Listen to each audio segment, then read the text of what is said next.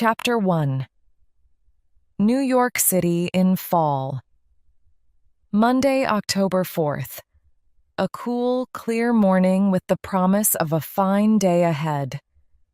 Fall is my favorite season in this city. The break between summer heat and winter cold. It's a time when you're not trying to escape the worst of New York's weather. In the city parks, leaves on the trees were just beginning to turn red and gold. The name's Nat Marley, licensed private investigator. Before I became an investigator, I used to be a police officer, a cop with the NYPD, the New York Police Department. Since then, I've worked for myself. So what does private investigator make you think of? A cool, handsome guy with an exciting, sometimes dangerous job? Think again. Some of the time I'm looking for missing persons. Or maybe I'm watching a husband to find out if he's seeing another woman. And when I look in the mirror, I see an ordinary guy in his 40s who's losing his hair. As usual, I caught the number 7 subway train from my home in Flushing Main Street, Queens, to Midtown Manhattan. Through Queens, the subway runs above the streets. Below, you can see different areas, each home to people from around the world: Flushing, Chinese and Koreans, Corona Heights, Central and South Americans. At Grand Central Station, I picked up 2 coffees. Crowds of New Yorkers were hurrying out onto 42nd Street. Then, like any other day, I walked the couple of blocks to my office at 220 East 43rd Street. My personal assistant, Stella Delgado, was already at her desk opening the mail. She's a smart, good-looking Puerto Rican who understands everything about computers. She's been with me for most of the time I've been a private investigator. Stella comes from Spanish Harlem, on the Upper East Side of Manhattan, a part of the city where tourists don't go. On the streets there you'll hear more Spanish than English. She never finished school, but later, as an adult, went to night school. She's worked hard for what she has now: a job, comfortable home, and loving family. "How are you doing, Stella?" I asked. "I got coffee for you." "Thanks. I'm fine," she replied. "Could you leave it on the desk?" A knock at the door. 2 women entered. One, a lady in her middle 50s, dressed in a dark green suit. The suit looked expensive, but she looked worried. The other, a young woman in her 20s. I compared their faces. They had to be mother and daughter. "Do I have the right place?" said the mother. "This is the Marley Detective Agency?" "That's correct, ma'am. The name's Nat Marley. What can I do for you?" I asked. "Well, it's kind of difficult," she started. "Come through to my office and take a seat," I said. "Your names, please?"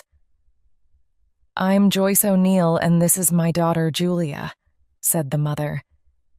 "It's about my husband, Patrick. He's disappeared, and I really need to find him. It doesn't matter how much it costs." "I'm very sorry to hear that, ma'am," I said. "Let's take it slowly, from the beginning." She looked at me with large, sad eyes. "I haven't seen him since Saturday night. When I woke up Sunday morning, he was gone. He left this message on the kitchen table." She took a postcard from her purse and read to me, "My dear Joyce, don't worry. I'm safe, but I can't come home. The thing is, I know something which puts me and maybe you in danger. Don't phone me or my office or the NYPD. If anyone asks for me, say I'm out of town. Trust me. Stay at Julia's place and wait for my call. All my love, Patrick. I have an apartment in Hamilton Heights near Columbia University, Julia explained.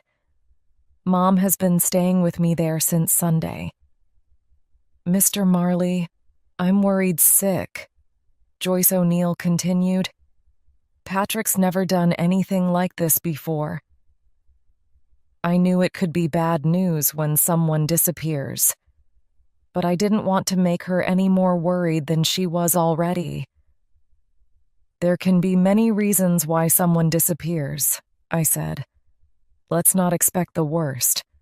Did your husband call? She nodded. He's okay, but said he had to hide while he decided what to do. He wouldn't tell me what was happening.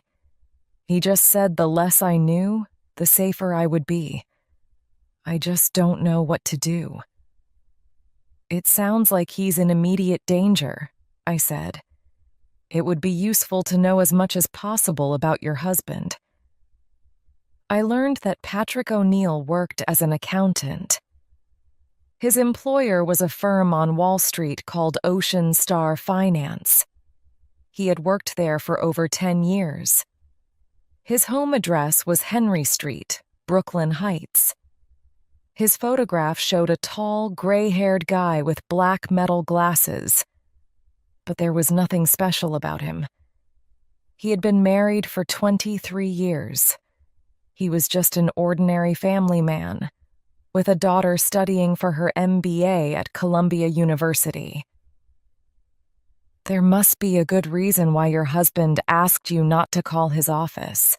So tell me some more about his work, I said.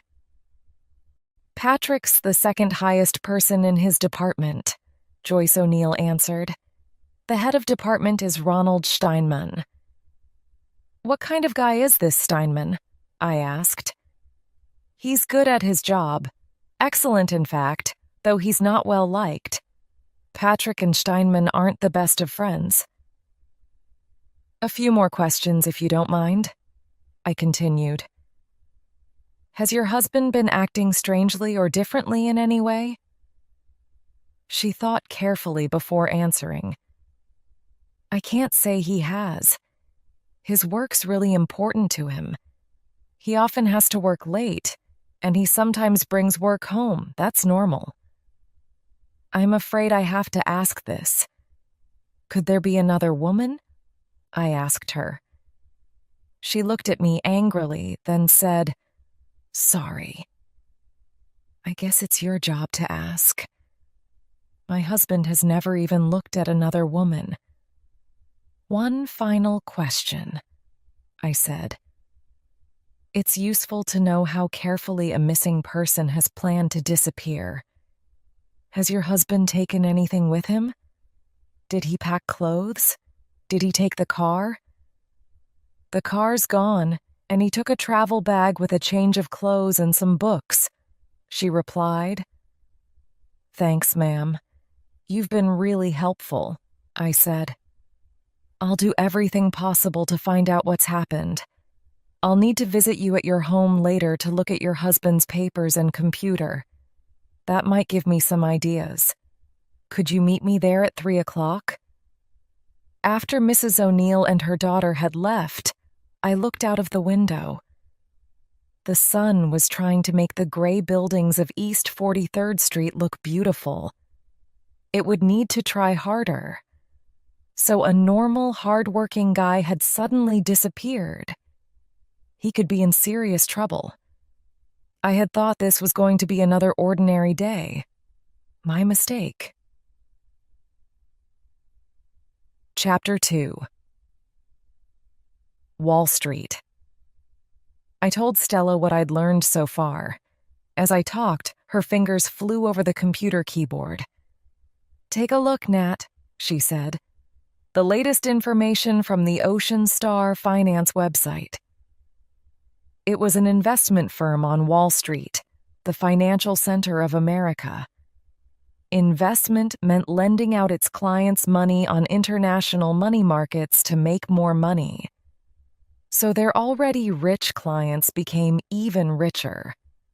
Also, It seemed to be one of the best firms, a favorite of many famous New Yorkers. Year after year, Ocean Star had returned excellent money to its clients.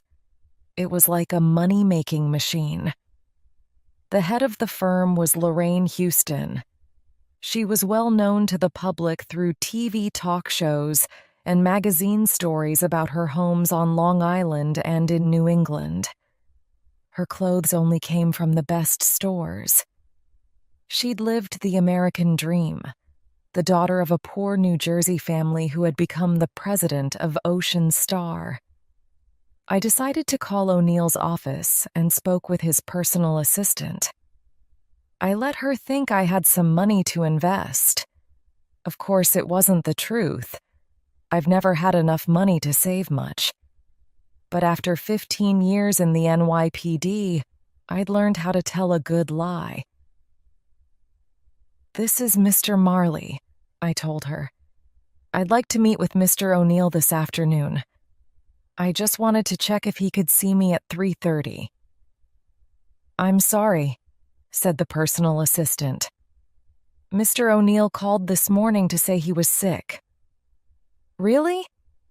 In that case, I'll have to speak to the head of department," I said. "I'm afraid that's not possible," she replied. "You see, Mr. Steinman doesn't work here anymore. He left the firm on Friday." "Left the firm?" I asked. "Why? Did he find another job?" "I couldn't say, sir," replied the personal assistant. "Whose decision was this?" I asked. "I don't know," she said. "Do you mean you don't know, or you're not allowed to tell me?" I asked. "As I said before, sir, I really couldn't say," she said. Something felt wrong. Both the head guys in the department had gone. Working at Ocean Star didn't seem too good for your health. Was it Steinman's decision to leave? You know what they say when someone suddenly leaves a job? Did he jump or was he pushed? Stella was going through the mail. I picked up the phone bill. "Ouch! That's going to hurt my wallet," I said. "Did we really make that many calls?" "Well, we'd better find Patrick O'Neill quickly and make ourselves some money. Come on, Stella. We're going to visit Wall Street. Let's see if we can find out anything more on Ocean Star."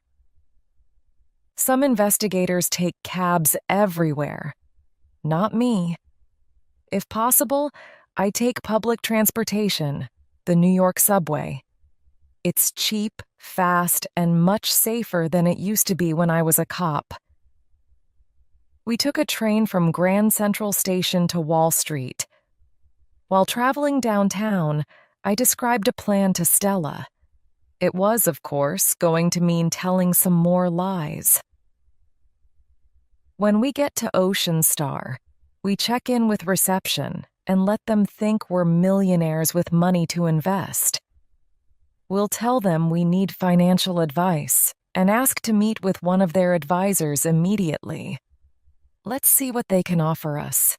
We'll act all unsure and ask for promises that our investment will be completely safe.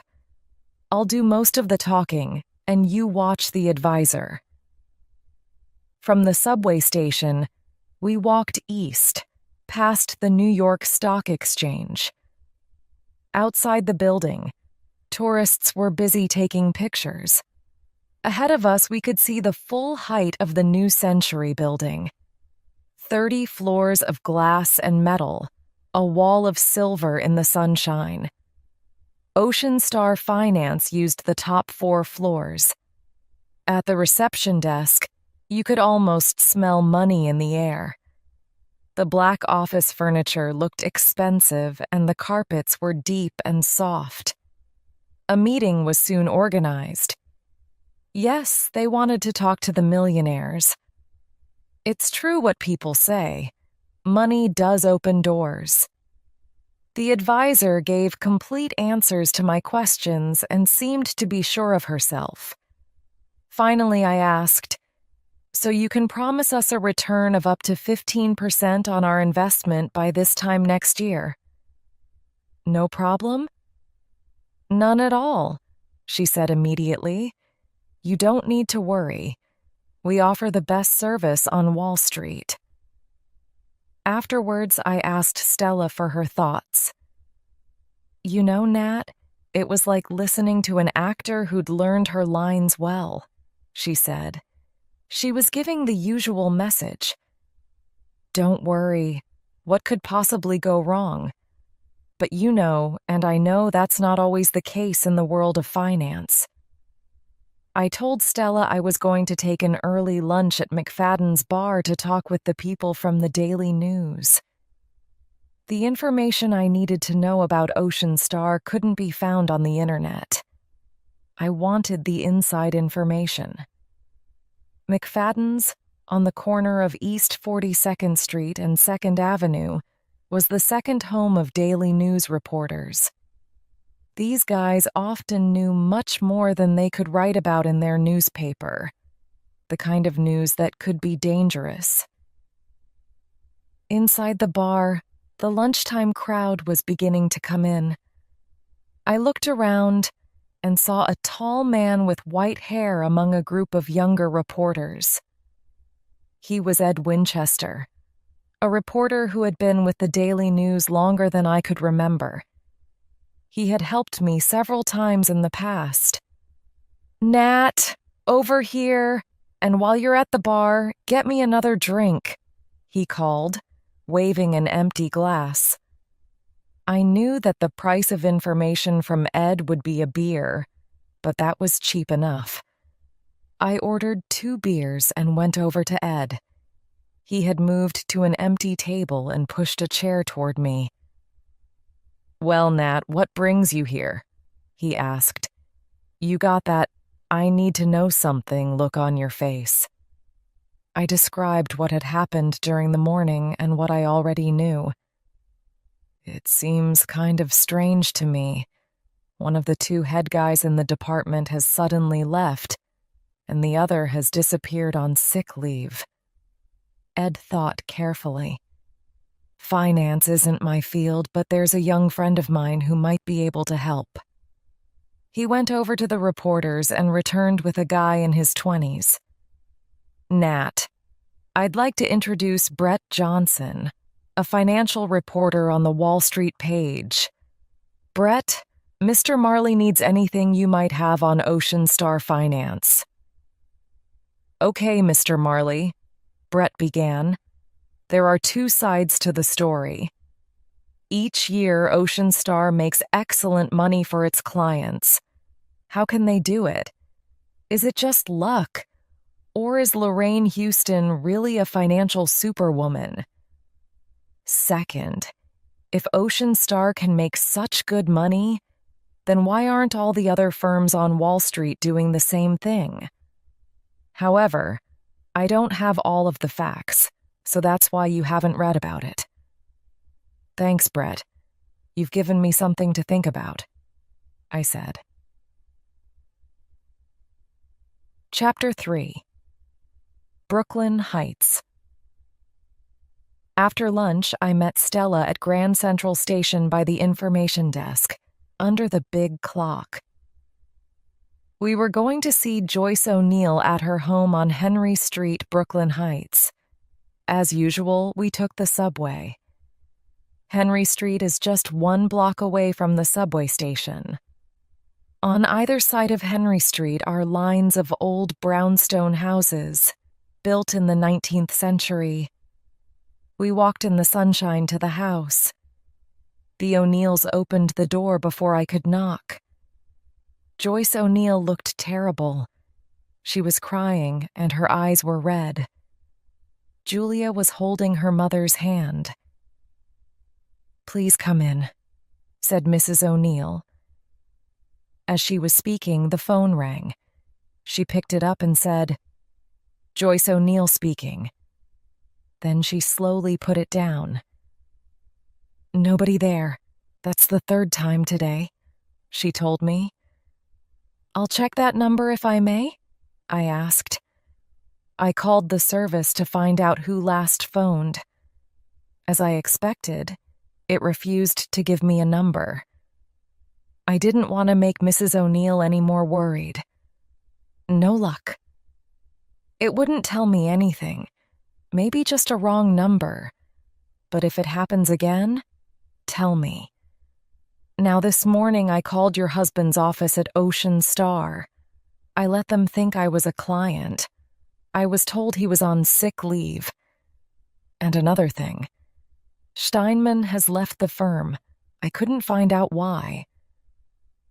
Really? Said Mrs. O'Neill. What on earth's going on? I wish I knew, I said. While we're here, we'd like to find out more about your husband, his interests, what kind of person he is. You never know. Any little thing could be important. Does he have a home office? Sure, it's through here, said Mrs. O'Neill. The room looked out onto the street. On either side of the window were pictures of old New York. Under the window was a desk with 9 drawers, and on the desk sat a computer. On the other walls were bookshelves. Ms. Delgado will look through your husband's computer files if that's okay with you, I told her. Stella turned on the computer, but of course, we needed the password. Julia spelled it for Stella. It's Julie. That's what my father always calls me. While Stella continued with the computer, I began my search through the books. They were of little interest to us. Then I continued with the drawers of the desk. Again, I discovered nothing that might help us until I tried to open the final drawer. It was locked. But a minute's work with a small knife was enough to open it. It was full of books about card games, mainly poker. I read the titles. 99 Ways to Win at Poker, Poker, Use Your Intelligence and Win, The Complete Poker Player, and so on. O'Neill had read every book carefully. On most pages there were notes in pencil, the sort of notes that only a serious student of the game would make. Was he hiding the books from his wife? I showed them to Mrs. O'Neill. Could you tell me if this is your husband's handwriting? I asked. Yes, that's Patrick's, she replied. Did you realize that your husband was interested in card games? I asked her. I had no idea. It's a complete surprise. That's something he never talked about. And I thought I knew everything about him, she said sadly. Stella opened O'Neill's email, and I waited patiently as she checked through all the information. Finally, she was ready. Most of what I've opened here seems to be quite normal, said Stella. Work letters mainly. But there's something here. The last email to Steinman sent on Friday afternoon. It reads, I didn't think you could be so stupid. I can't believe what you've done. Do you have any idea what this could be about? I asked Mrs. O'Neill. It could be some kind of disagreement, she replied. Stella needed Mrs. O'Neill's help to get into the family bank accounts. She entered the numbers and soon the information came up on the screen. There was a joint account in the names of Patrick and Joyce O'Neill, and also an account in Joyce O'Neill's name. The joint account seemed normal, as did Mrs. O'Neill's account. But we needed another password to open Patrick O'Neill's account. Mrs. O'Neill went straight to the kitchen and returned with a little notebook. Patrick said I should keep this in a safe place. If anything happened to him, I'd be able to find the information on the computer. She passed the book to Stella, who searched through it to find the necessary numbers. New information came on the screen, and Stella now looked more serious. Mrs. O'Neill, do you know someone called F. Van Zant? She asked. I've never heard the name, she answered. Why? Well, if you look here, there have been several large payments to this Van Zant over the last 6 months, Stella explained. Mrs. O'Neill looked at the screen and put her hand to her mouth. I just don't understand, she said. This last payment is $15,000. And look here, Patrick took out $10,000 this morning. There's more, said Stella. 2 large payments to Steinman during the past 3 months. Over $25,000. I really can't understand it, said Mrs. O'Neill. There must be a good reason, I said. Van Zant's an unusual name, so I hope it won't be too much trouble to find him, or her. I had a good idea what was going on. O'Neill could be a secret poker player. Those payments could mean that he'd lost heavily at poker and was paying back the winner month by month. But why had he paid all that money to Steinman? Chapter 4. A Voice from the Past Tuesday, October 5th. Stella and I were at East 43rd Street early. Now we had another person to find. Stella, see if you can find a phone number for this Van Zant, I asked. I'll look for a number for Steinman. My search was much faster than Stella's. It was all there in the phone book. The number and an address on West 75th Street, on the Upper West Side near Central Park. You needed serious money to live in that part of town. I made the call. Good morning. May I speak with Mr. Steinman? I asked. Who are you and what's your business with Mr. Steinman? Answered a loud voice. A voice I knew very well. Captain Oldenburg of the NYPD. What was he doing there? I wondered. Oldenburg, great to hear your voice again, I said. Remember me? Nat Marley. Why, it only seems like yesterday when we used to be cops together. Oldenburg didn't want to talk about old times. Just answer the question, Marley, he shouted. Okay, I'm making the call for a client. Mr. Steinman is the head of her husband's department. It's important that I speak with him. Very interesting, replied Oldenburg. That's going to be kind of difficult. You see, Steinman has disappeared. Nobody's seen him since Friday. How about you tell me what's going on? I knew I might need Oldenburg's help. I told myself to be patient. My client's husband is in some kind of trouble, I said. I thought his boss could help with a few questions. I get the picture, said Oldenburg. As usual, you can't tell me the full story. But let me tell you this, Marley. Don't try hiding information that could help my investigation, or else I'll have you at police headquarters for questioning. Message received and understood. Oldenburg was a good cop and was doing his job. But as I knew from the old days with the NYPD, he was neither the friendliest nor the easiest guy to work with. As soon as I put the phone down, it rang. It was Mrs. O'Neill. She had returned home to Henry Street to pick up a change of clothes, and she had found the front door wide open. Someone had broken into the house.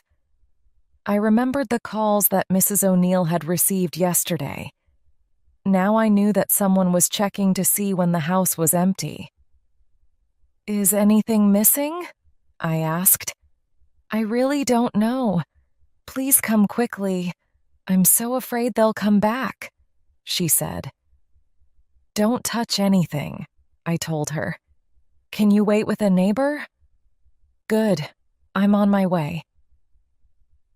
I left Stella looking for phone numbers for Van Zant's. I took another subway ride to Brooklyn Heights.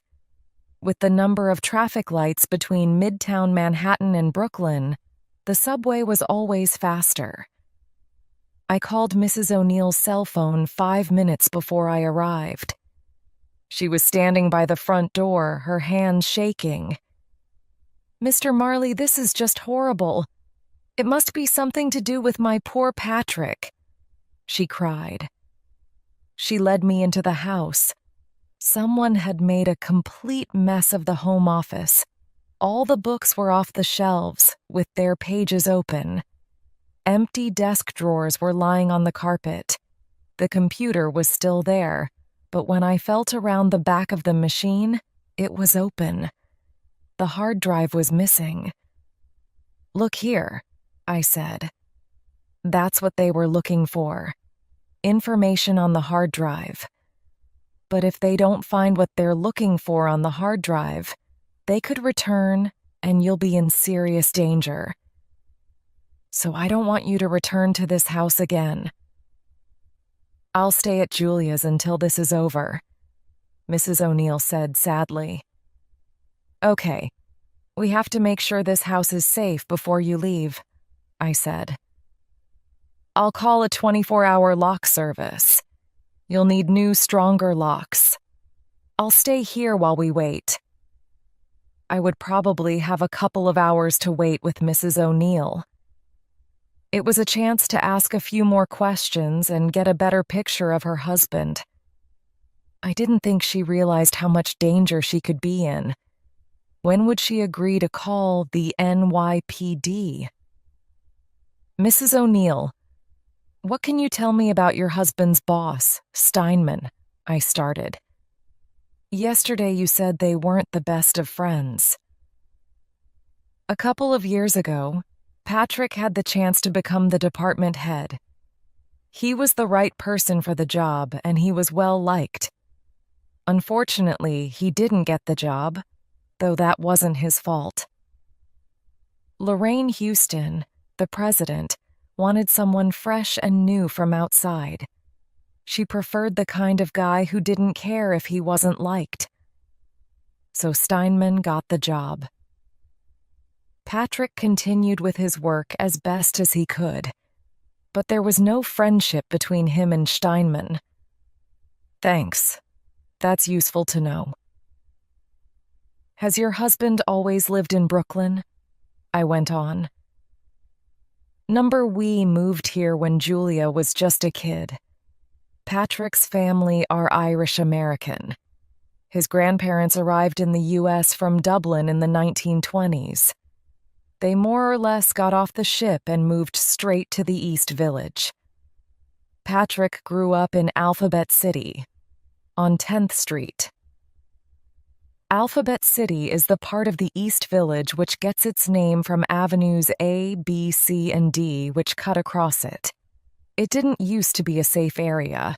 In fact, it was a center for drugs and crime. But now things have changed. Today you can find cool cafes, bars, and stores in the area. So he didn't come from a rich family? I asked. Not at all. Patrick's parents had a hard life. They never lived the American dream. It wasn't easy for Patrick either. He's the youngest of 6 children, so there was no question of the family paying for college. Patrick did it the hard way and paid for everything by working nights at a 24/7 store. He never had the advantages that I had. Where do you think he might hide to escape from somebody? I asked. Where would he feel safest in this city? I couldn't say for sure, but the area he knows best of all is the East Village, she replied. Right. Now, Mrs. O'Neill, I don't want to worry you more than necessary, but I think you're in real danger. The people that broke into your house could come back. I think we should call the NYPD. Mrs. O'Neill got up from her armchair, walked over to the window, and looked out into the street. At last she spoke. Mr. Marley, I know you're offering the best advice, but you remember what Patrick said in his message? Don't call the NYPD. Those are his wishes, and I have to follow them. Chapter 5. Death by the Hudson River.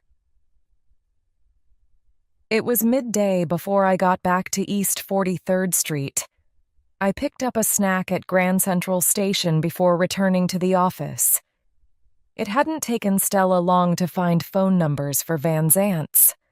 There were over 50 in all of New York City. Okay, Stella, we can share this job, I said. I'll take the first phone book and you can start on the second. Say you're an old friend of O'Neill's and that you're trying to find him. It was slow and boring work, but I felt it would be worth it in the end. Good afternoon. Is this Mr. Van Zant? If I could have a minute of your time? You see, I'm trying to find an old friend of mine, Patrick O'Neill. Would you know him? No? Okay. Thanks for your time. As the calls continued, I wasn't feeling too hopeful. Then I got an answering machine. I listened to the message. I'm sorry I can't get to the phone right now. Leave a message or phone 212-555-01230. I called the number. The phone was answered after a couple of rings. First the sound of jazz music, then a voice. Frankie's Cocktail Lounge. Good afternoon. Is that Mr. Van Zant? I asked. Hold on. I heard the guy shout above the noise. Frank! Call for you. Could this finally be the right Van Zant? I waited patiently. Frank Van Zant speaking. If I could have a moment of your time, Mr. Van Zant, I began. I've lost the phone number and address of an old friend, Patrick O'Neill. Would you know how I could find him? Oh, yeah? I might. Who's asking? Replied Van Zant. Not very welcoming, I thought. Time to tell another lie. The name's Marley. I'm an old college friend.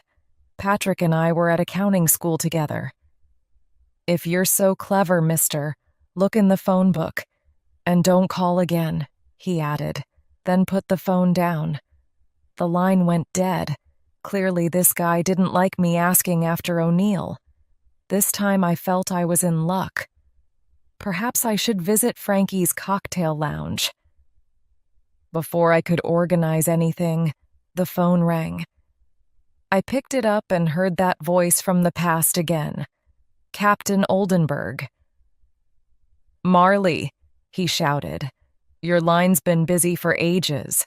Could I have a minute of your valuable time? Sure. Go ahead, I replied, holding the phone away from my ear. Get yourself to the 79th Street boat basin.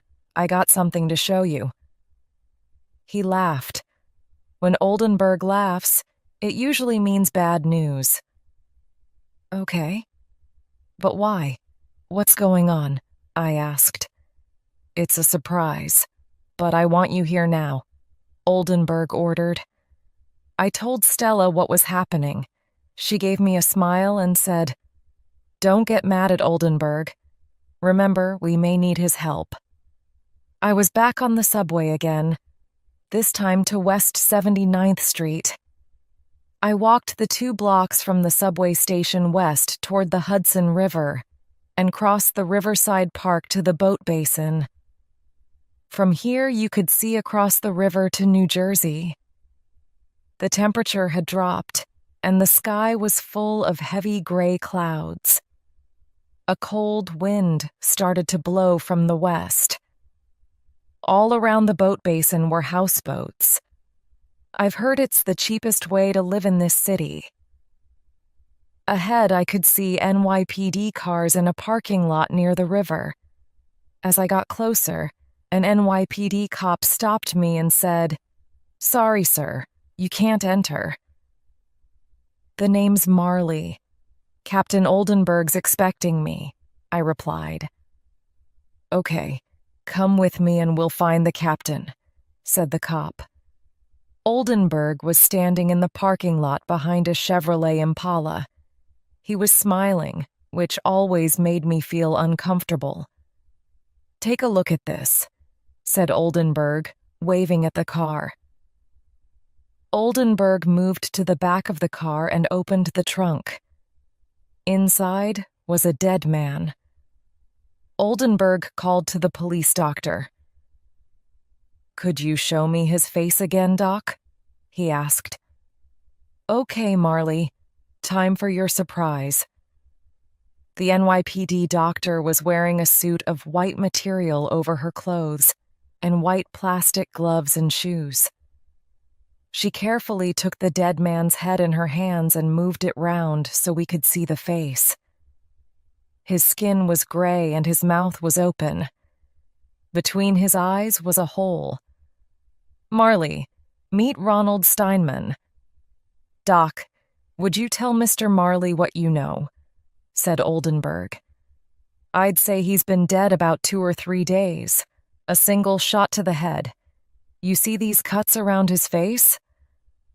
This guy was hit hard a number of times before he died. Can't tell you much more just now," the police doctor told me. Heavy rain began to fall. I was feeling sick. Although I've seen dead bodies before, I still get that same horrible feeling. "I just checked the license plate. This car belongs to Mr. Patrick O'Neill, Henry Street, Brooklyn. We need to talk, Marley," said Oldenburg. "And I guess you need a drink. Let's go somewhere warmer." Oldenburg took me to the Boat Basin Cafe, where he ordered me a double scotch. The drink was just the right medicine. "Marley, I got an idea and I think I may be right. Your client could be Patrick O'Neill, an accountant with Ocean Star Finance? Or one of his family?" he asked. I nodded. The safest thing was to listen and see what Oldenburg wanted. Steinman disappeared sometime on Friday afternoon. I've been asking questions at Ocean Star. On Friday morning, people heard Steinman and O'Neill arguing. This was no conversation between friends. People said it was more like a fight. It was behind closed doors, so they couldn't say what they were arguing about. Today, Steinman is found in O'Neill's car, murdered. At the same time, nobody seems to know where O'Neill is. You see where this is leading? I understood very well. The sick feeling in my stomach started to get stronger. "I'm talking murder, Marley. I want to question Patrick O'Neill about the murder of Ronald Steinman. I want to know why O'Neill was paying money into Steinman's account. Also, the reason why O'Neill had sent him an angry email. It began, 'I didn't think you could be so stupid.' That means I have to find him, and I believe you know where he is. You used to be a cop, Marley, so you know the way the police work. If you refuse to tell me, that's a crime." I held my head in my hands. I could only tell Oldenburg the truth. That wouldn't be what he wanted to hear. "Believe me, Oldenburg, I'm being completely straight with you. I have no idea where O'Neill is. Yes, my client is his wife. All she knows is that her husband is hiding somewhere." "Okay, another thing, Marley. I have to question Mrs. O'Neill, but I can't find her. I just get the answering machine every time I call. I need your help," said Oldenburg. "Okay, Oldenburg, I'll see what I can do," I replied. On the journey back to East 43rd Street, I thought about the information I already knew.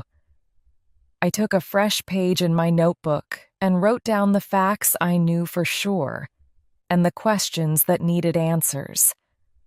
I knew O'Neill had disappeared sometime between Saturday night and Sunday morning. He didn't like his boss, Steinman, and on Friday he'd argued with him. Also, he had sent an angry email to Steinman. O'Neill had made large payments to Steinman and Van Zandt. He was interested in poker.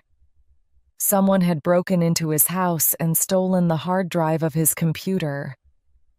Now the police had found Steinman dead in the trunk of O'Neill's car. What was I less sure about? What did O'Neill know which put him in danger? Had Steinman known the same thing?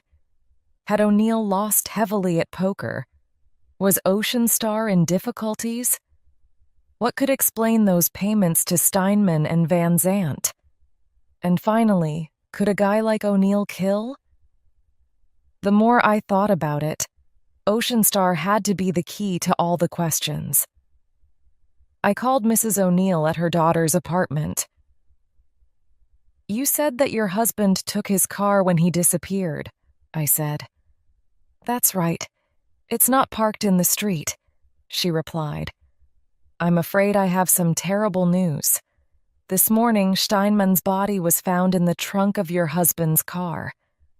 I heard a scream over the phone, then nothing. "Are you still there?" I asked. "Yes," she replied quietly. "This is just awful. I can't believe it. So what happens now?" "The police are now looking for your husband," I explained. "I'm sorry, but you'll have to talk to the police." "I realize I don't have any choice," replied Mrs. O'Neill. "But there's one condition. The meeting should be at your office on East 43rd Street. Chapter 6. Questions and Answers. Wednesday, October 6th. Captain Oldenburg and Mrs. O'Neill were in my office at 9 o'clock. Mrs. O'Neill was wearing a very fashionable black jacket and skirt with a white blouse. Maybe she did her shopping on Fifth Avenue. Oldenburg was dressed in an ugly brown suit with an orange tie. Clothes that had been in fashion sometime during the last century. Before Oldenburg started questioning Mrs. O'Neill, I told him what I knew about Patrick O'Neill.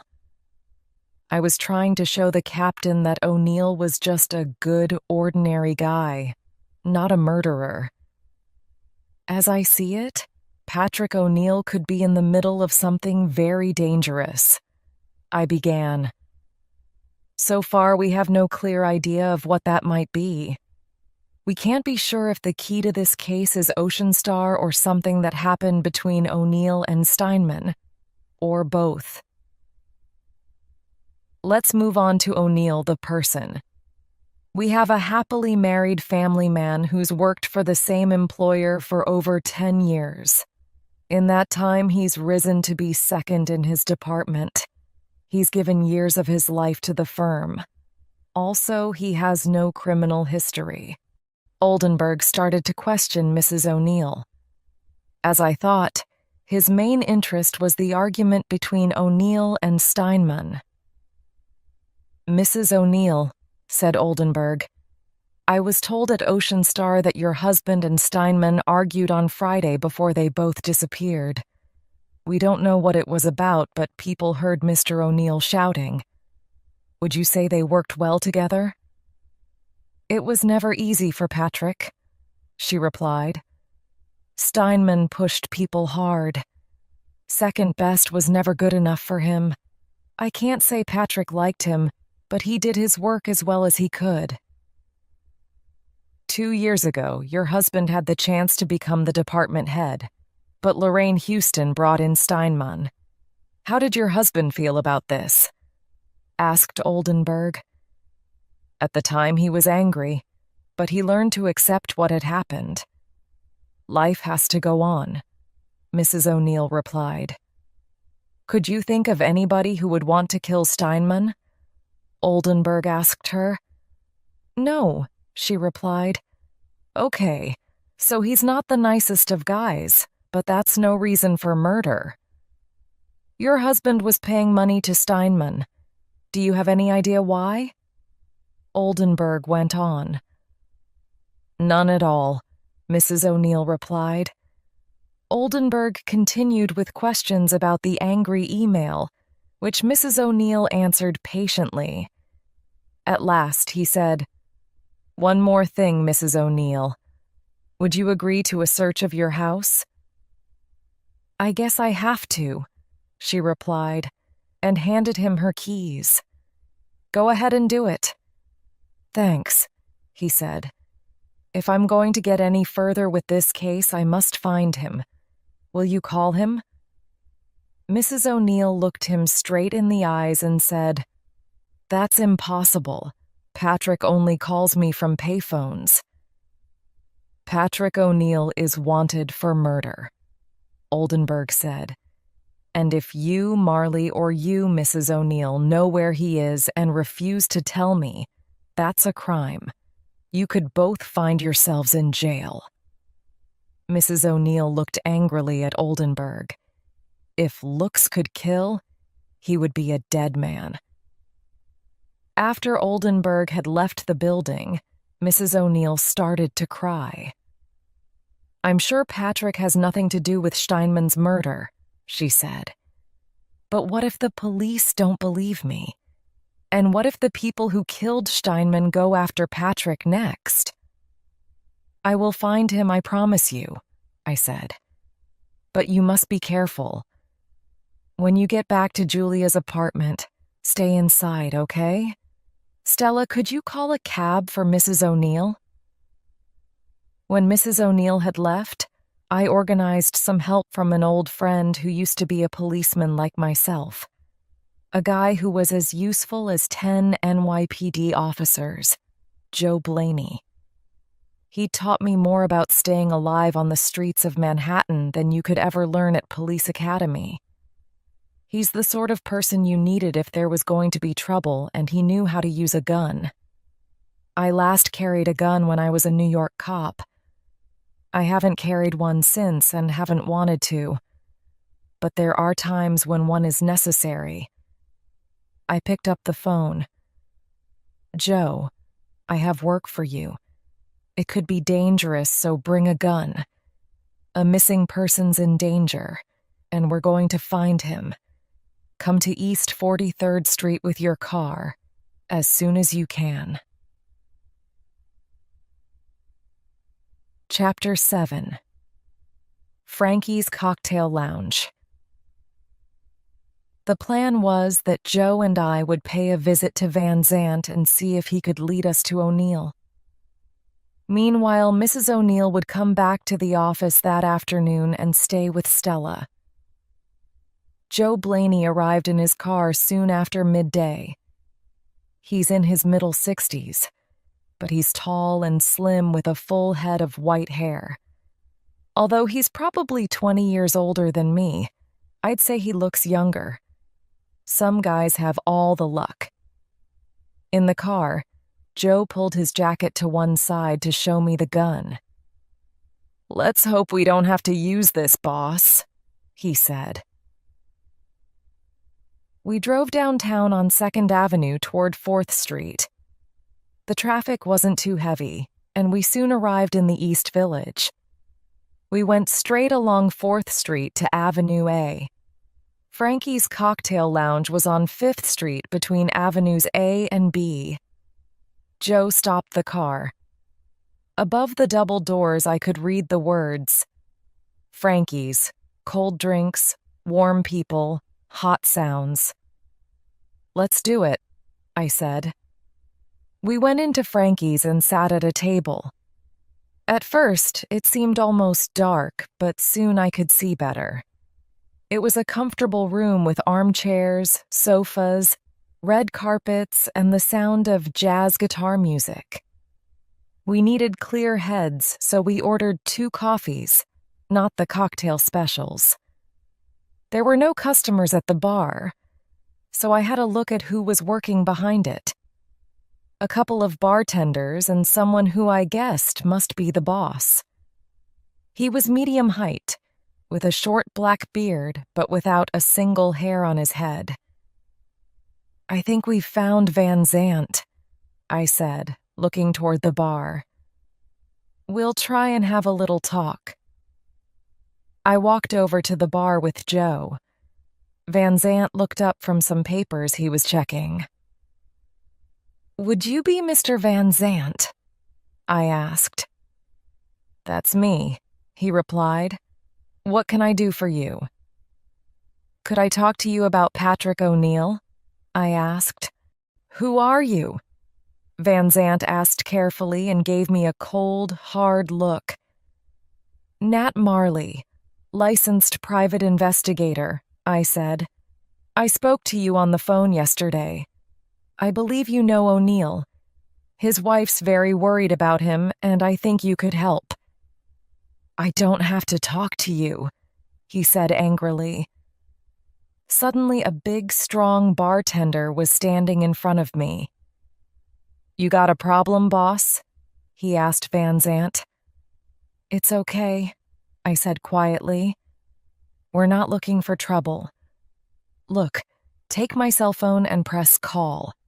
You'll get my office. Ask to talk with O'Neill's wife."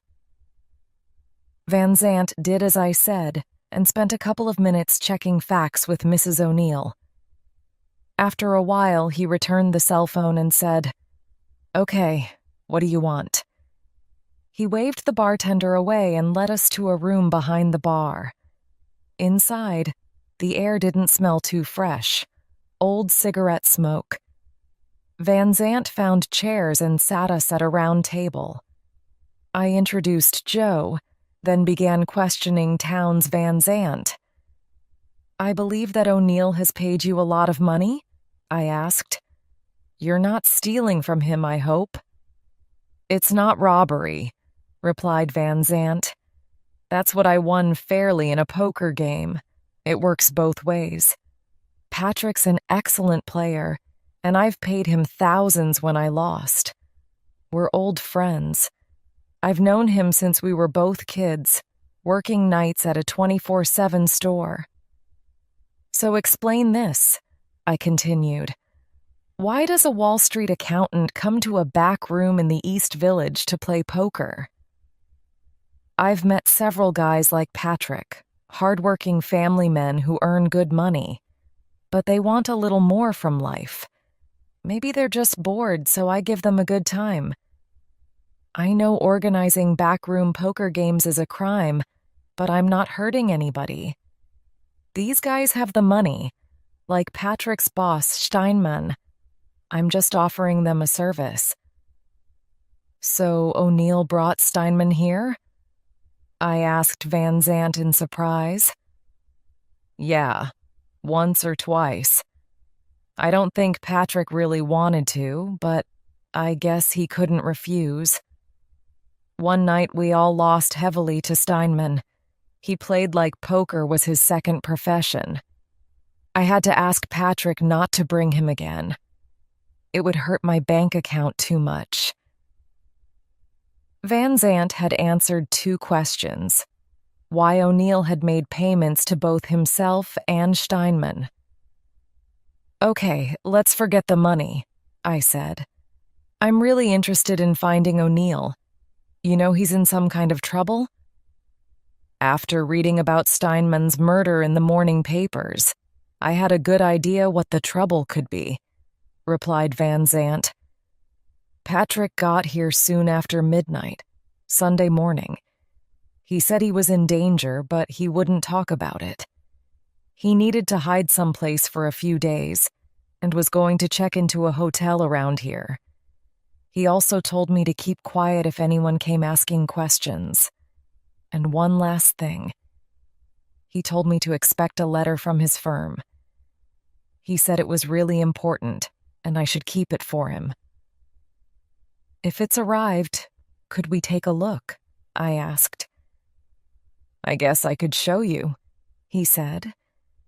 It was a thick envelope with the address written in O'Neill's handwriting. I took out my pocket knife and cut it open. Inside, I found some papers. probably about 20 pages. At the top of each page, I could see the words Ocean Star Finance in red and gold letters. On every page, there were lines of numbers. "You know what this is?" asked Van Zant. "I guess some sort of accounts from Ocean Star," I said. "Another guess. This information may have something to do with Steinman's murder. Mr. Van Zant, I'd like to thank you for your help. We may be able to reach O'Neill in time. I don't think anyone else knows these papers are here, so could you keep them in a safe place?" Before Joe and I started searching the East Village, I called Stella to tell her what we'd discovered so far.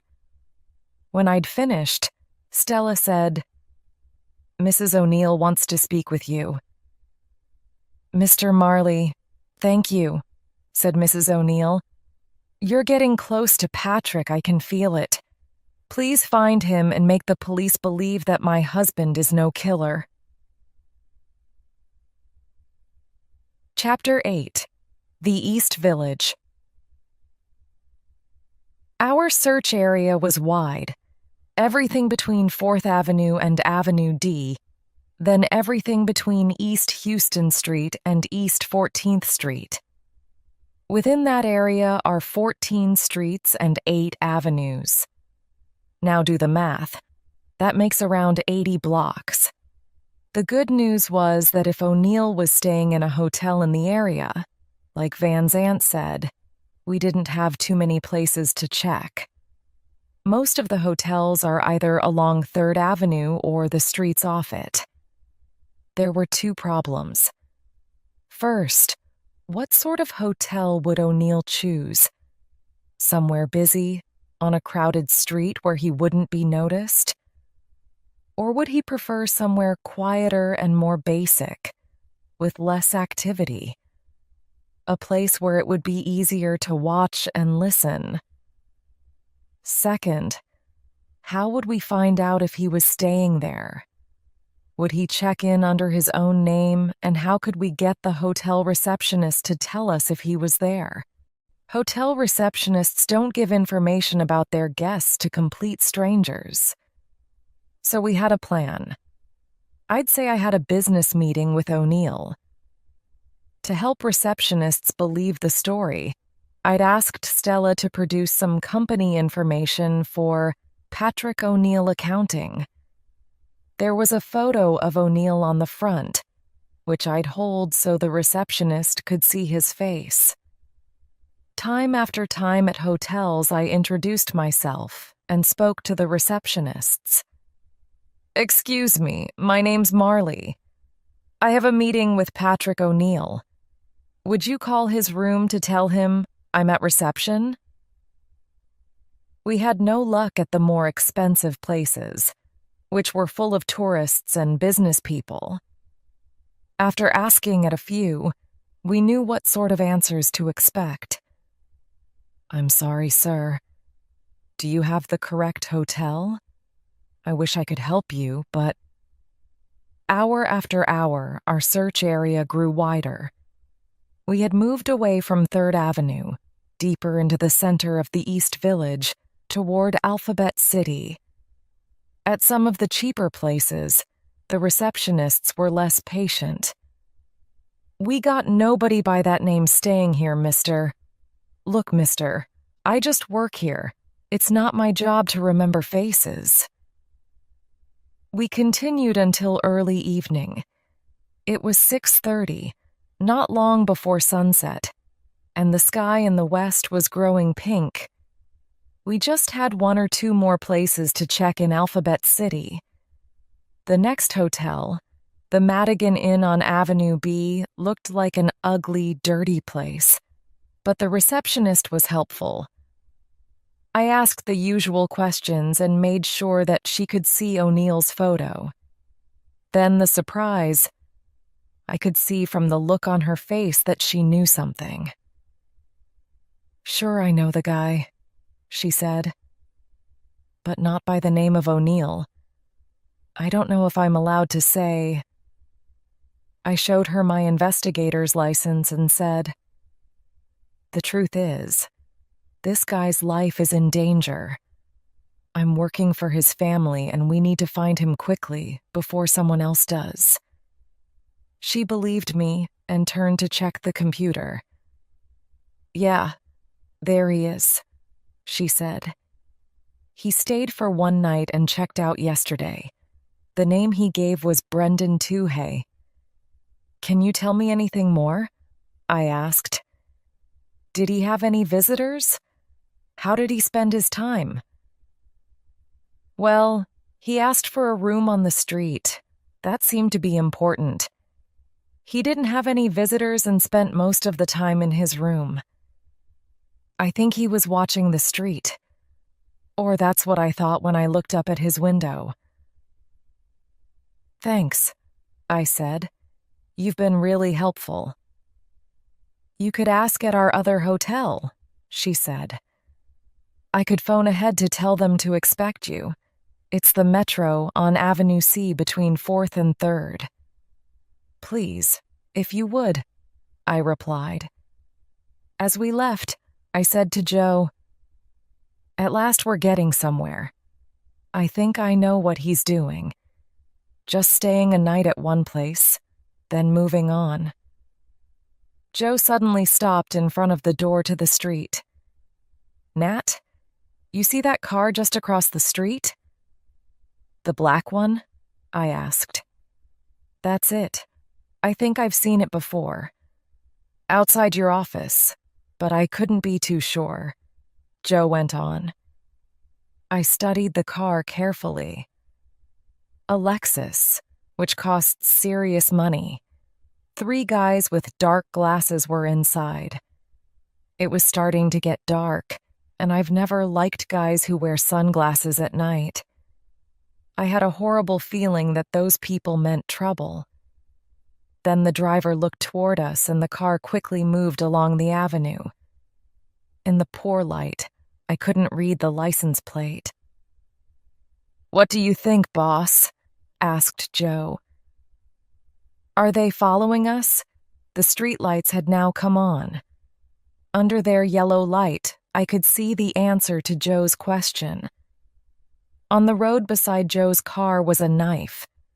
There was no air in 2 of the tires, so it was impossible to drive. Now I realized what was happening. Those guys had followed us, hoping we would lead them to O'Neill. They knew we were checking hotels, and the Metro was the last one in the area. They wanted to make sure they got there first.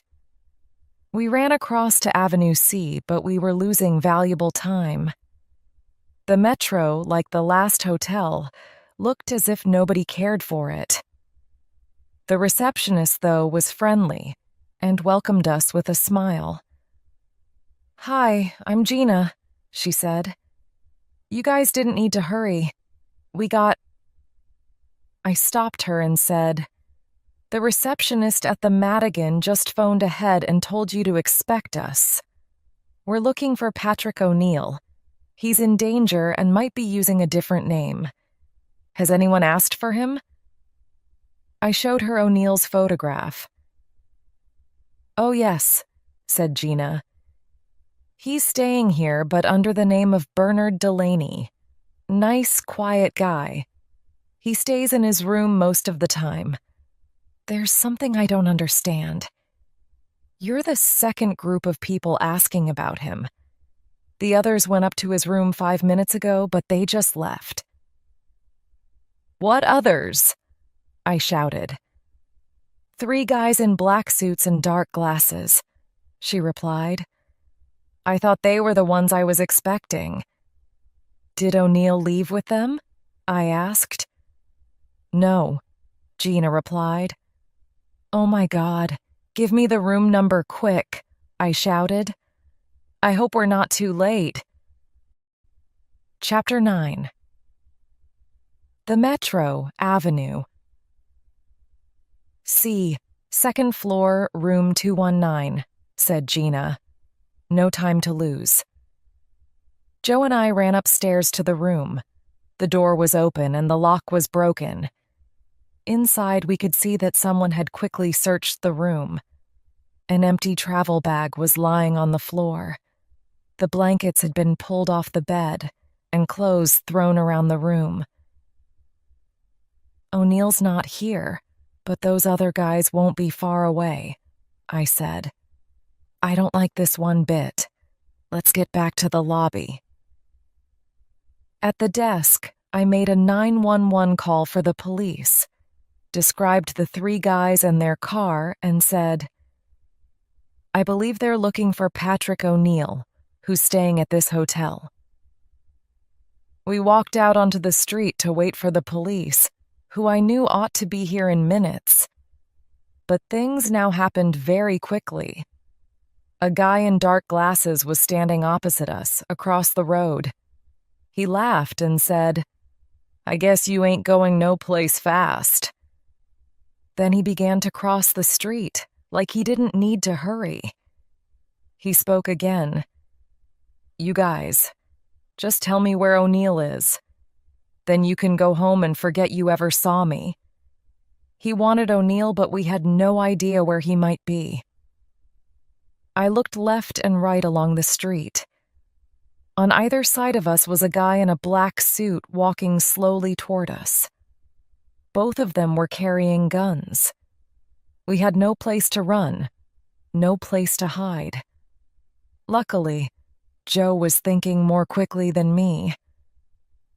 "Back inside the hotel now!" he shouted, and pushed me toward the entrance. We turned and ran inside. Behind us, I could hear the sound of running feet as they chased after us. "On the floor behind the desk now," said Joe. There was no time to say, "If you please, ma'am," as I threw Gina to the ground. The front door opened with a crash, but Joe was ready for them.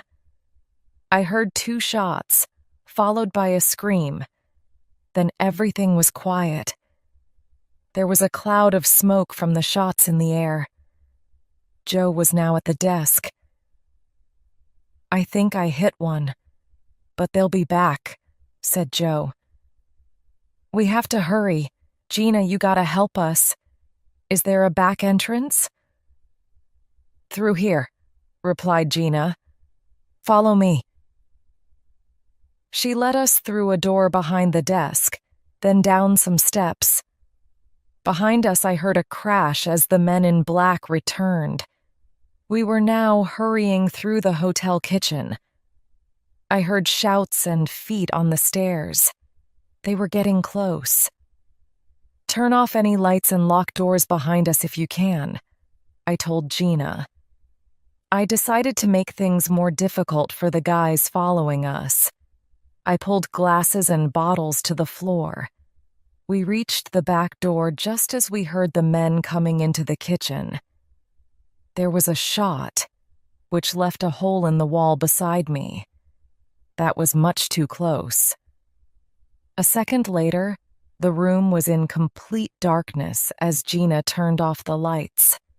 There were shouts as one of the guys fell over. "Up these steps! Hurry!" said Gina. We were now outside in the cold night air.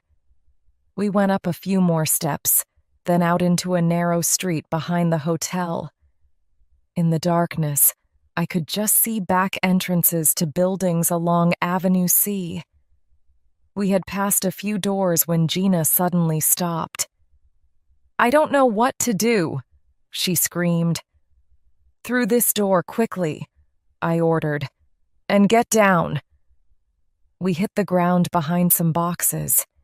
It didn't smell too clean down there, but this wasn't the time to worry about the dry cleaner's bill. Gina had started to cry, so I put my hand over her mouth to keep her quiet. "Don't make a sound," Joe whispered. "With luck, the NYPD should arrive before they find us." As we hid there in the darkness, we heard feet running to the left and right along the narrow street. Then we heard the steps returning more slowly, and voices. They got to be here someplace, said one. They can't have gotten far. Start with these doors, said another. Let's see where they're hiding. There was crash after crash as the doors were opened. More shots. Well, that's one way to unlock a door if you don't have the key. The noise was now getting closer. I kept my hand over Gina's mouth. Her body was shaking. Finally, above the crashes and shots, a new but very welcome sound. The scream of a police car. "It's the cops! Let's get out of here!" shouted a voice on the other side of the door. We heard them running back toward the hotel. Then all went quiet. After waiting a few minutes, I decided it was safe to come out. Back inside the hotel kitchen, it looked like the morning after a wild party. We walked carefully around the broken glasses and bottles on the floor. In the hotel lobby, 2 guys in black suits were lying on the floor. Above them stood 2 NYPD cops. "Am I pleased to see you?" I said. "I'm Nat Marley, licensed private investigator. Did you catch all 3 of them?" "Yes, sir. The other one is outside with the sergeant. He'll need an ambulance," said one of the cops. "We got here just in time," said the other. "Captain Oldenburg's on his way. He'll need to question you." Gina was feeling better. Her suit was black with dirt and oil. Mine didn't look much cleaner, though.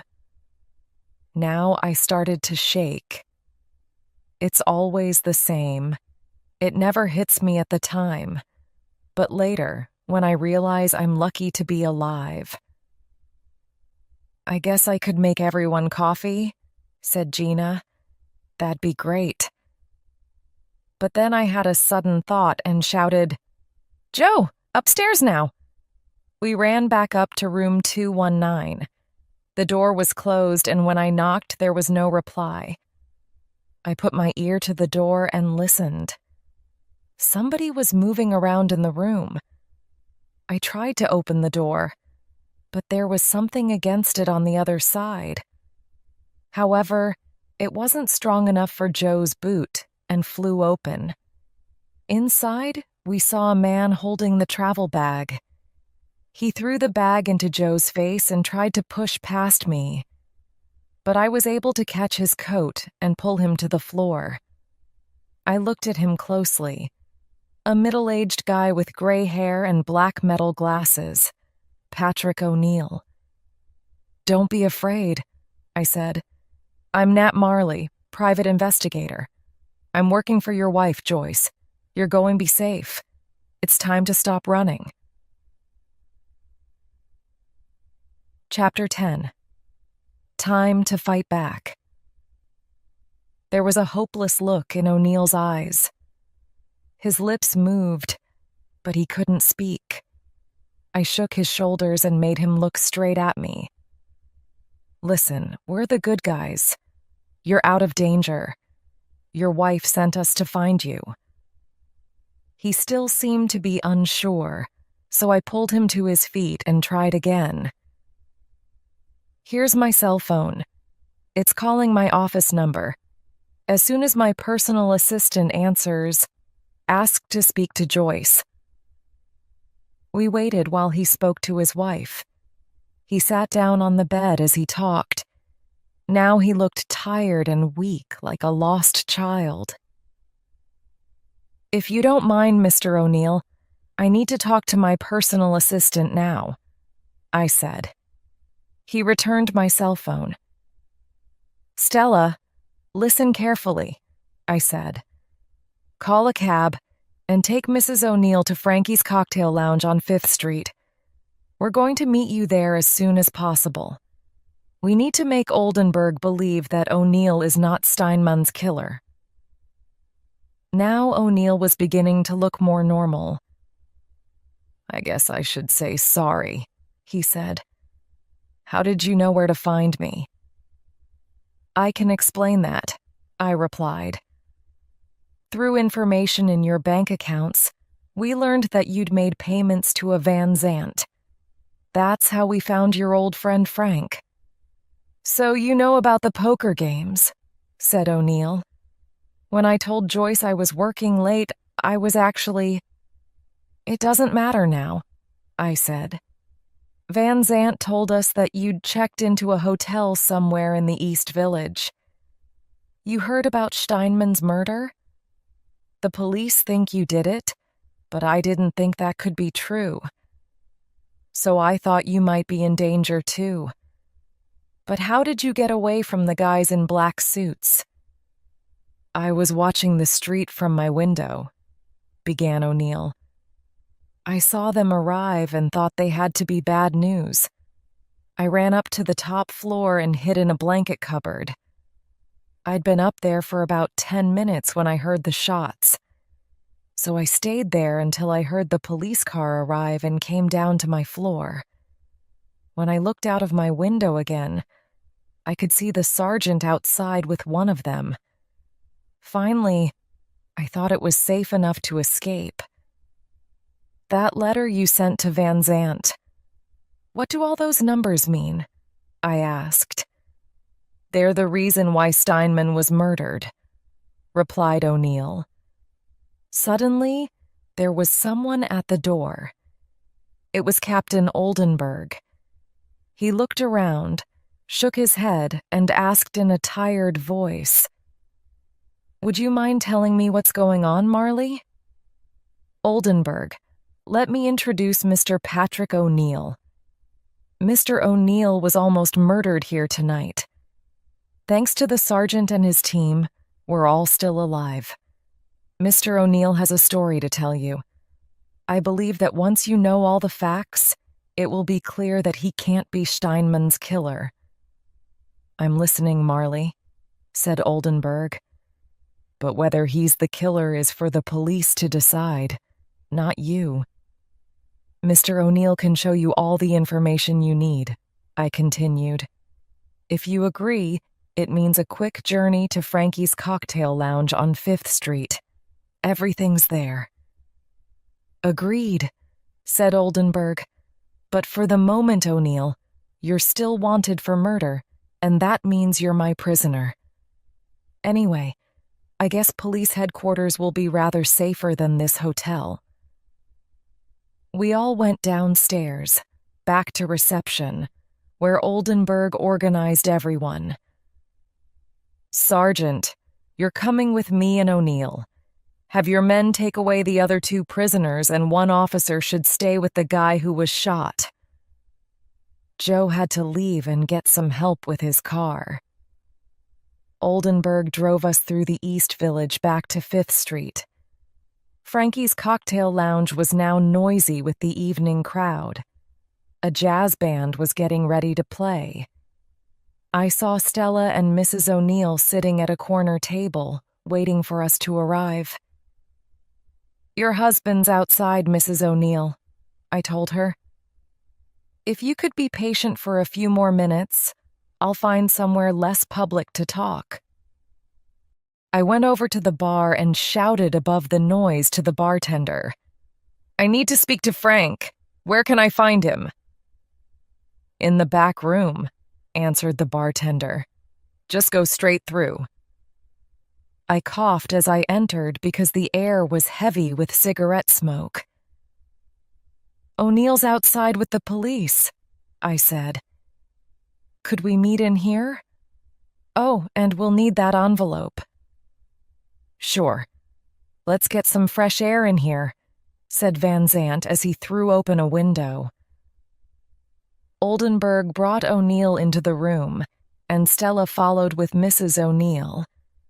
As soon as everybody was inside the office, O'Neill took his wife in his arms. It's wonderful to see you again, Joyce, he said. I'm going to stop hiding. Now it's time to fight back.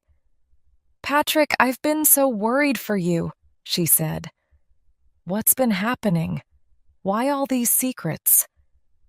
There's so much to explain, replied O'Neill. I'll tell you everything. I promise. But first, I have to make the captain understand that I'm not to blame for Steinmann's death. O'Neill turned to Oldenburg and opened the envelope. He took out the papers and laid them on the table.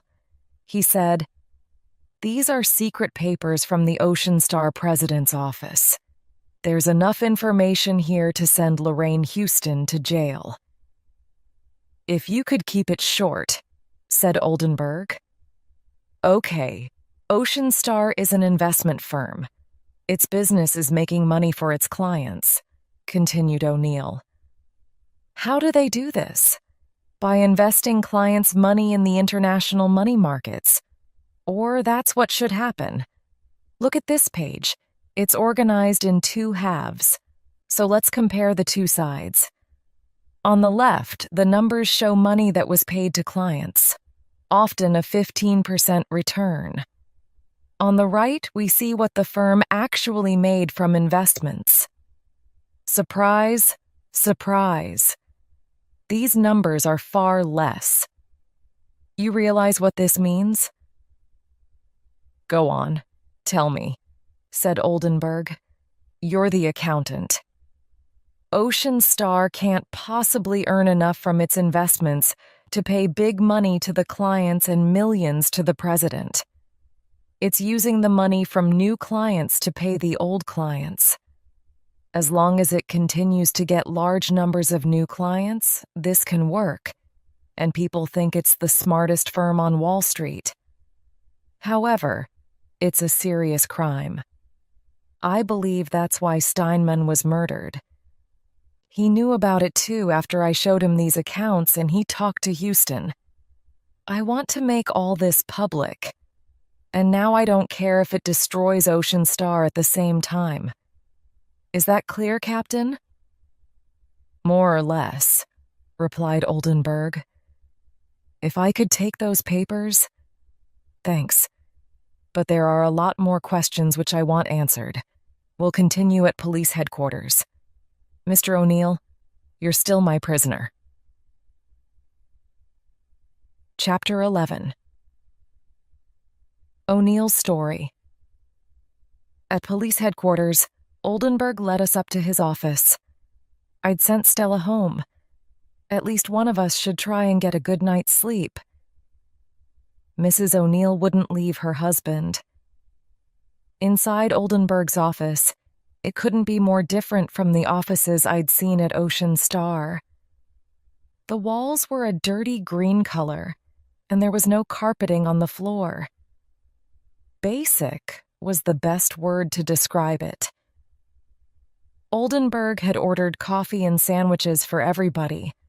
At least the NYPD coffee tasted better than it used to when I was a cop. "You have a story to tell us, Mr. O'Neill," said Oldenburg. "I want to know everything about you, Steinmann and Ocean Star." "Okay. 2 years ago, the old department head moved to another firm," began O'Neill. "I'd worked at Ocean Star for over 8 years, and I thought I had a good chance of getting the job. I was wrong. The president, Lorraine Houston, had decided to bring in someone new. Someone who didn't care who he hurt. So I went on with my work and did what was necessary. With Steinmann as head of department, the firm was making even more money than before. Houston thought he was wonderful, but people who were working with me thought the opposite. Steinmann loved to push people hard. A year ago, I asked Steinmann how the firm could continue paying so much money to its clients. The money our department made from clients' investments wasn't that high. I did the math again and still didn't understand. Where was the money coming from? I was worried, but Steinmann promised me that there were no problems. He said, "Just do your job and don't ask too many questions. She knows what she's doing on the top floor." The top floor is where Lorraine Houston has her offices. Steinmann hoped to get his own office there someday. It seemed impossible to talk to him, so I kept my mouth shut. Time passed and Ocean Star went on paying out big money to its clients. Then, on Friday morning last week, I received the information that could destroy the firm and send Lorraine Houston to jail. It happened by chance. I got a letter from Houston's office. At first, I didn't understand why I'd been sent a hard copy of the accounts. Usually, everything like that is sent through office email. I soon realized that it had been a mistake. Houston's personal assistant had sent me an envelope which was meant to go to the vice president. I knew I shouldn't, but I continued reading. As I read, I was more and more surprised. Now I understood that the public accounts weren't the truth. These were secret accounts, which weren't on computer. They showed that Ocean Star was using the money from its new clients to pay the old ones. Now I understood how Houston had so much to spend on her cars, homes, clothes, and vacations. I didn't like the idea, but I thought I should talk with Steinman. I knew I had to be careful, so I made a copy of the accounts to show him. What about the ones I'd received? How could I get the information out of the building safely? I had an idea. I put the accounts in an envelope and addressed it to my old friend Frank Van Zandt. Then I left the building for 5 minutes and dropped the envelope in the nearest mailbox. Later that morning, I spoke with Steinman and gave him the copy of the accounts. He was immediately very interested. He laughed and said, "So that's how she does it. You've done the right thing. I'll go straight upstairs and talk with Houston. With this information, I could make a lot of money. Maybe I'll share some with you." His plan was to ask Houston to pay him to keep quiet. I became really angry with him and tried to make him change his mind. But he refused. He wouldn't listen to me and went up to the top floor. Now I knew that I could be in real trouble because Steinman had gotten the accounts from me. I wasn't sure what to do, but my first move was to get out of the office quick. I told my personal assistant that I'd had an awful headache all day and had to go home. Back home, I waited a couple of hours, then made some phone calls. First, I called Steinman's personal assistant. She told me that Steinman's desk was empty and his computer was gone, but she couldn't tell me anything more. I sent Steinman an angry email to his home computer. I wrote something like, "I didn't think you could be so stupid. I can't believe what you've done." The next day, I felt bad about what I'd said in the email, so I tried to phone Steinman. His wife answered and told me that he hadn't come home, and she was very worried. That night, I stayed up late thinking about what I should do. Just before midnight, I got a call. Someone said, "You have information which belongs to the firm. Return this information to Ms. Houston by midday tomorrow if you want to stay alive." How could I return the accounts? They were in the U.S. mail, so I thought the safest thing to do was to hide. I wrote a note for Joyce and left in the middle of the night. Looking back, maybe it wasn't the most intelligent decision. I packed a bag, left by the back entrance, took a cab to Frank Van Zandt's place. I can promise you I left my car on Henry Street. I told Frank to expect the letter with the accounts. Then I checked into a hotel. On Monday morning, I took out $10,000 from the bank so I wouldn't need to use any credit cards. I think you know the rest of the story. "Thanks, Mr. O'Neill," said Oldenburg. "That's very helpful." Oldenburg led me to another office. He thought for a few moments, then said, "Marley, I need some advice. My problem is this. If I accept that Houston ordered Steinman's murder, how can I show that it's true?"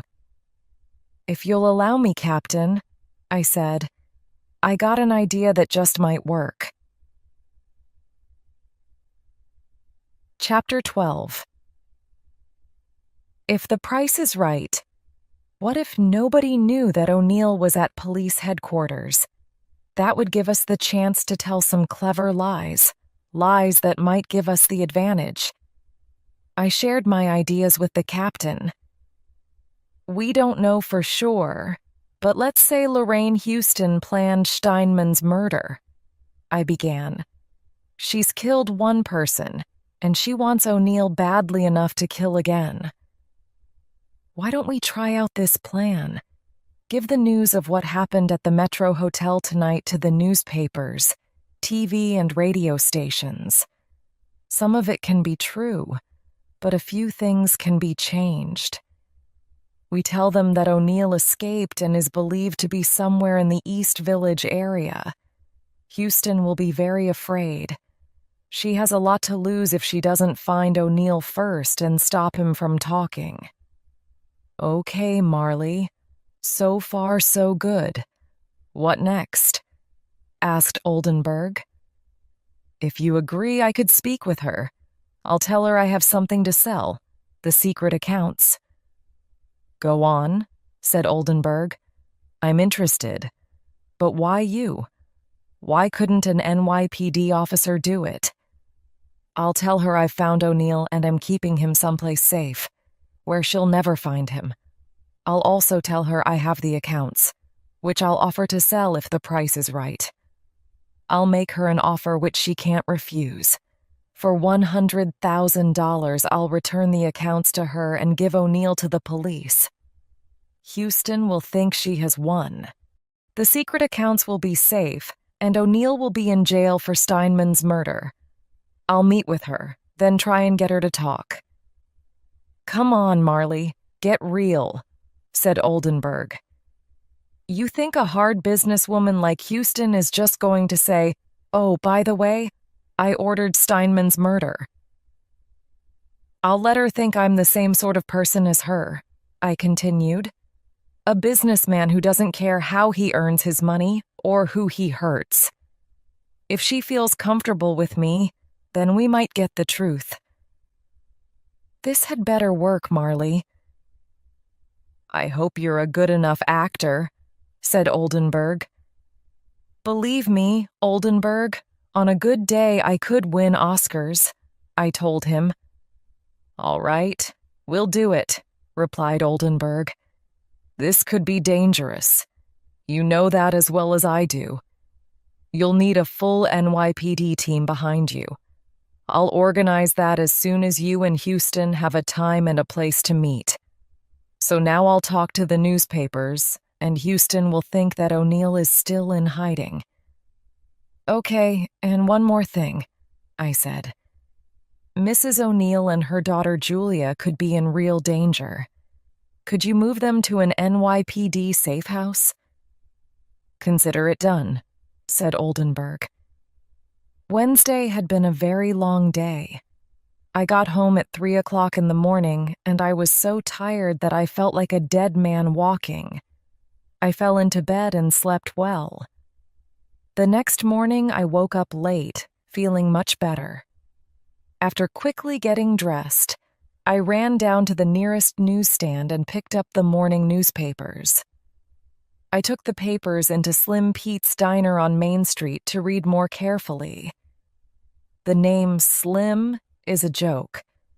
Actually, he has a serious weight problem. "What'll it be, Mr. Marley?" asked Pete with a big smile. "Eggs, pancakes, and bacon," I answered. "And make that coffee strong, will you?" "You got it. So what's the famous Mr. Marley doing today?" asked Pete. "Helping New York's finest win the war against crime?" "Something like that," I replied. New York's finest. That's what people call the NYPD. I never thought of myself as one of the finest when I was a cop, and I never thought I was fighting a war. I was just doing my job. If there was a little less crime on the streets by the end of the day, that was good enough for me. I read through the newspapers. Oldenburg had done an excellent job. The O'Neill story was on all the front pages.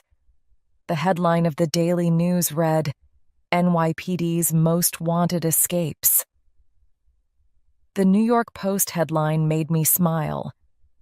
"Killer Accountant on the Run." There was some truth, but the rest of the story sounded like something from the movies. "This man is both intelligent and dangerous," said Captain Oldenburg.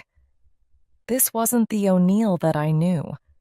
While I ate my breakfast, I watched the TV news. Their reporter said, "This is Cindy Lou outside the Metro Hotel on Avenue C.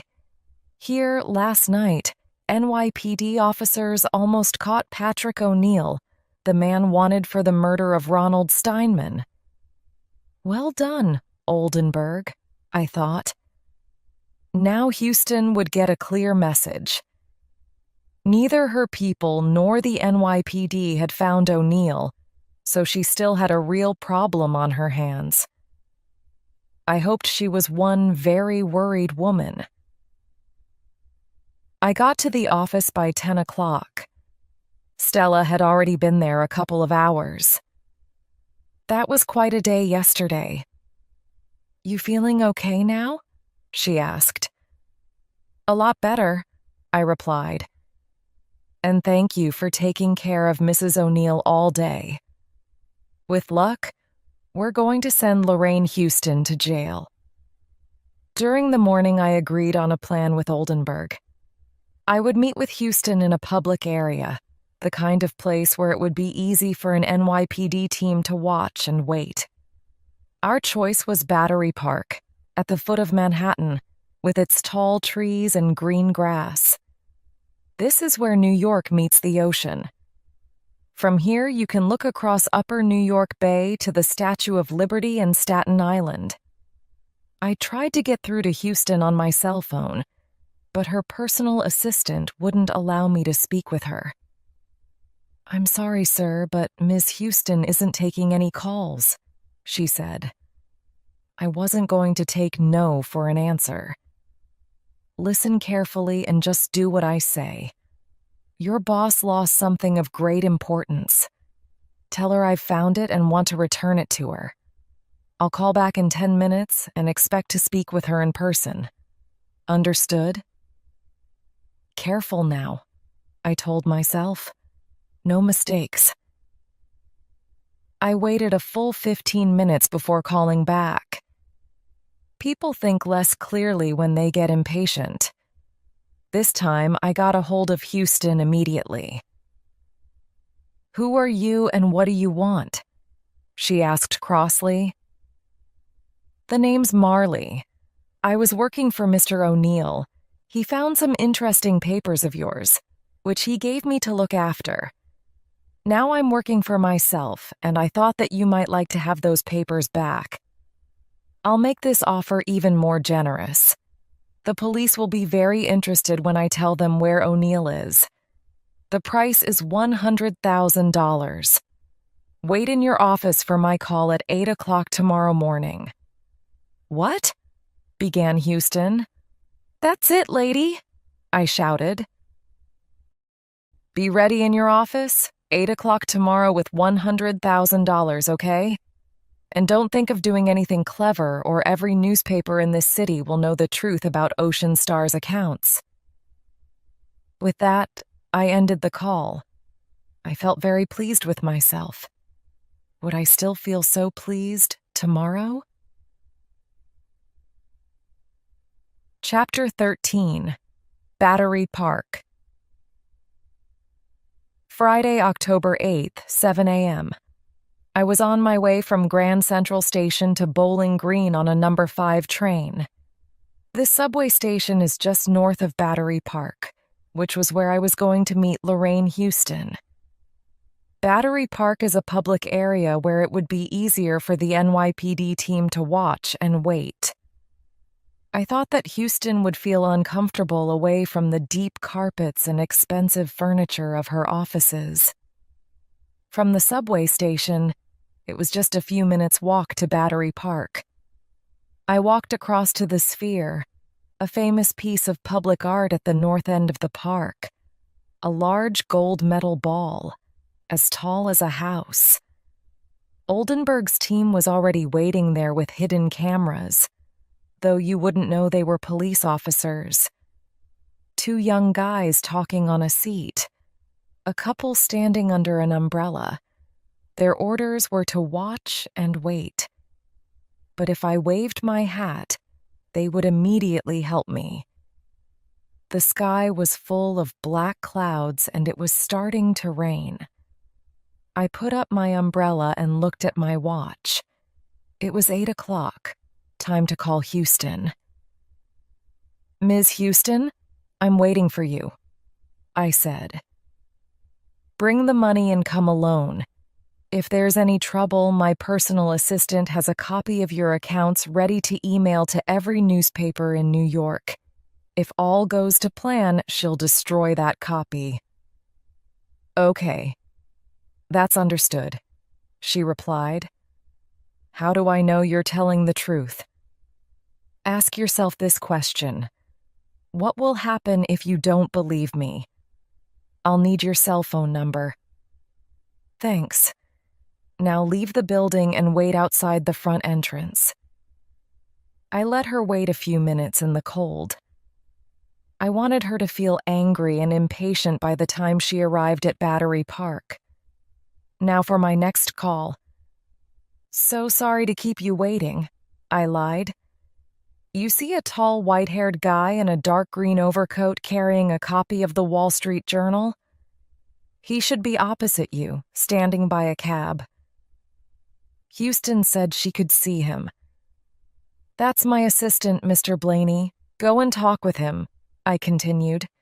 "He has a cab waiting for you." We had to make sure that Houston arrived alone. Joe Blaney's job was to make sure that she took our cab, a cab with an NYPD driver. Houston was going to be taken on a little tour of Lower Manhattan. We were going to take our time and make sure she was in a very bad mood by the time she met me. 30 minutes later, I called Houston again. "Tell the driver to drop you at the north entrance to Battery Park, opposite Bowling Green. Then walk south to the Sphere. You'll see me holding a blue and white golf umbrella. By the way, you don't need to pay the driver. Hope you enjoyed your sightseeing." I wouldn't like to repeat Houston's reply. Such bad language. The rain was beginning to fall more heavily as I saw her. She was tall and slim and was wearing a red suit with a short skirt that showed a lot of leg. She really wasn't dressed for the weather. I turned on my little secret recorder. I waved to her and sat on a park seat under the trees opposite the Sphere. "This had better be good, Marley," she said. "Do you have my papers?" "Not so fast," I replied. "Do you have my money?" She put her case on her knees and opened it. Inside, it was packed with $100 bills. "Count it if you like," she said. "Don't you think the park looks lovely in fall?" I asked. "I don't have all day." "Hurry up and give me the papers," she said impatiently. I slowly reached into my case and took out an envelope, which I gave to her. Then I reached into my coat pocket for my cell phone. Houston took a single piece of paper out of the envelope and looked at me like a dog which was about to bite. "Give me the rest of the accounts, Marley, or you're dead meat." She had taken a small gun out of her purse and was pressing it into my side. Not very intelligent, Ms. Houston, I said. Remember, if anything happens to me, my personal assistant will email your accounts to every newspaper in this city. If I press send, my personal assistant gets that message. Also, shooting people in public isn't a good idea. You'll get the rest of the papers. Just be patient. Like any good businessman, I like to count my money first. She gave me a cold, hard look through narrow eyes, then put the gun back in her purse. Now she was beginning to shake with the cold. Here, take my overcoat, I said. She took the coat and put it over her shoulders. She smiled for the first time and thanked me. Now I felt I might have the advantage. I quickly checked the money, then took a second envelope from my case and held it in front of her. There must be some very important information here. You're one smart businesswoman, Ms. Houston, and a good employer. I like the way you find answers to problems with your people, like sending Steinman on his final drive in O'Neill's car. Good work. The police think that O'Neill is the killer. That way you can be completely sure it's the end of your trouble with those two. As soon as I tell the police where O'Neill is, you're safe. She smiled again. You're a smart guy. I'm sorry about Steinman. He was good at his job until he started to think he was smarter than me. I couldn't let him tell me what to do. I had to get rid of him. At last I had it, and everything was on the recorder. I passed her the second envelope. She opened it quickly, took out the papers and counted them. Looks like it's all here. It's been good doing business with you, she said, and returned my overcoat. Now just make sure the police get a hold of O'Neill. As she walked away, I called to her. Actually, Ms. Houston, I got a message from O'Neill. He'd like to tell you, smile, you're on a police camera. I waved my hat in the air. Houston screamed and pulled out her gun, but in seconds the NYPD team was all around her. She dropped the gun and fell to the ground. A minute ago, she had been the president of Ocean Star Finance and a very rich woman.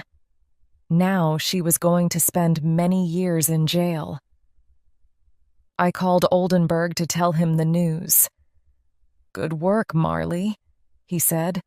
O'Neill will soon be a free man. The rain had stopped and the sun had begun to break through the heavy clouds. In the sunshine, leaves were dropping from the trees and turning in the wind. The air from the ocean smelled fresh and clean. It felt good to be alive. I should spend more time in this city's parks.